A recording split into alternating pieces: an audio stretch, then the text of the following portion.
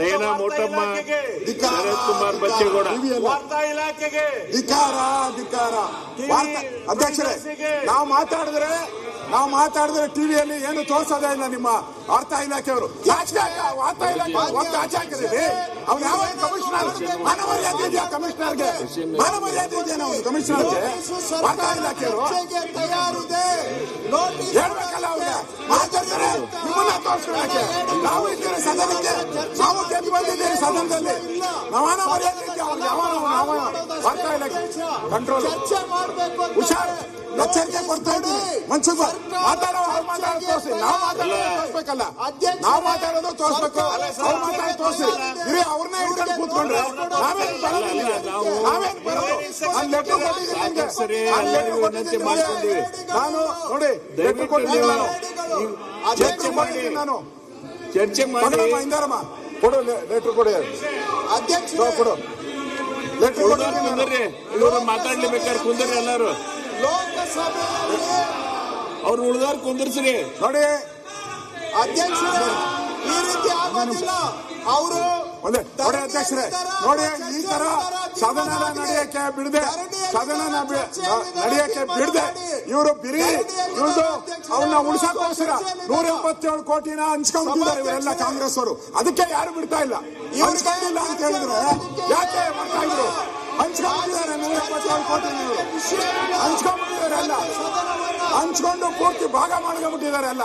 ಅದಕ್ಕೋಸ್ಕರ ಅಧ್ಯಕ್ಷರೇ, ನಾನಿವತ್ತು ಅನೌನ್ಸ್ ಮಾಡ್ತಾ ಇದ್ದೀನಿ, ಈ ಬಂಡ ಸರ್ಕಾರ ಚರ್ಚೆ ಮಾಡಕ್ಕೆ ಅವಕಾಶ ಕೊಡದೇ ಇರೋದ್ರಿಂದ ನಾವು ಇವತ್ತು ಹಗಲು ರಾತ್ರಿ ಧರಣಿಯನ್ನ ಮಾಡ್ತೀರಿ. ಇವತ್ತು ಹಗಲು ರಾತ್ರಿ ಧರಣಿಯನ್ನ ಮಾಡ್ತೀರಿ. ನಾವು ಹಗಲು ರಾತ್ರಿ ಧರಣಿಯನ್ನ ಮಾಡಿ ಈ ಸರ್ಕಾರಕ್ಕೆ ಎಚ್ಚರಿಕೆಯನ್ನ ಕೊಡ್ತಾ ಇದ್ದೀನಿ.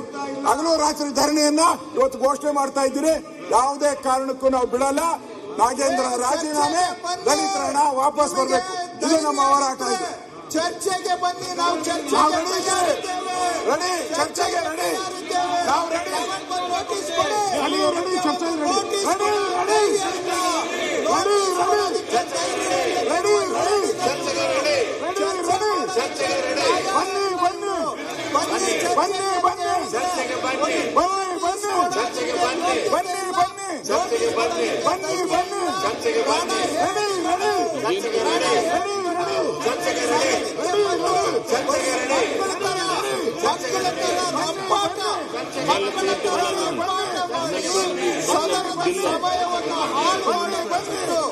ಇವತ್ತು ಚರ್ಚೆಗೆ ಬರಲಿ ಅಧ್ಯಕ್ಷರೇ, ನಾವು ತಯಾರಿದ್ದೇವೆ. ಇವರಿಗೆ ಚರ್ಚೆ ಮಾಡೋದಕ್ಕೆ ಏನು ಇಲ್ಲ. ಕಳ್ಳೆಪುರಿ ಈಗ ಅಧ್ಯಕ್ಷರೇ, ನಾವು ಬರಗಾಲದ ಬಗ್ಗೆ ಚರ್ಚೆ ಮಾಡಕ್ಕೆ ತಯಾರಿದ್ದೀವಿ. ನೀವು ರಾಜೀನಾಮೆ ಚರ್ಚೆ ಮಾಡಕ್ಕಾಗುತ್ತೆ. ರಾಜೀನಾಮೆ ಕೊಡಿಸ್ತಾರೆ. ಹೆಂಗ್ ಚರ್ಚೆ ಮಾಡೋದು? ರಾಜೀನಾಮೆ ಕೊಡಿಸಿ ಚರ್ಚೆ ಮಾಡೋಣ. ಈಗ ಅಧ್ಯಕ್ಷರೇ, ವರದಿಗಳನ್ನ ದಾಖಲೆಗಳು ಯಾರು ಬೇಡ ಅಂದಿದ್ದಾರೆ? ಶ್ರೀ ಕ್ಯಾತ್ಸಂದ್ರ ರಾಜಣ್ಣ ಅವರು. ಸರ್ಕಾರ ರೆಡಿ ಇದೆ. ಯಾಕೆ ನೀವು ಕೊಡ್ತಾ ಇಲ್ಲ ನೋಟಿಸು? ಯಾಕೆ ಹೆದರ್ತಾ ಇದ್ದೀರಾ? ಅವ್ರಿಗೆ ಹೇಳಪ್ಪ. ಇಡೀ ಒಂದು ಕಾಗದ ಪತ್ರ ಇಡಕ್ ತಯಾರಿಲ್ಲ ಅಲ್ರಿ ನೀವು?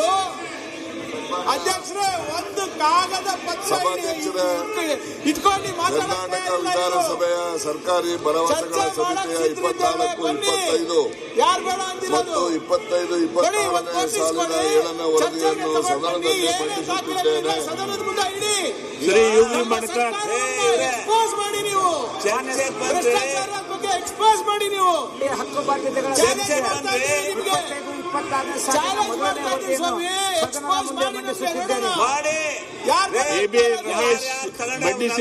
ಸಿದ್ದೇಗೌಡ ಬಲ್ರಿ ಚರ್ಚ್ಗೆ ಸಾಬೀತ್ ಮಾಡ್ರಿ.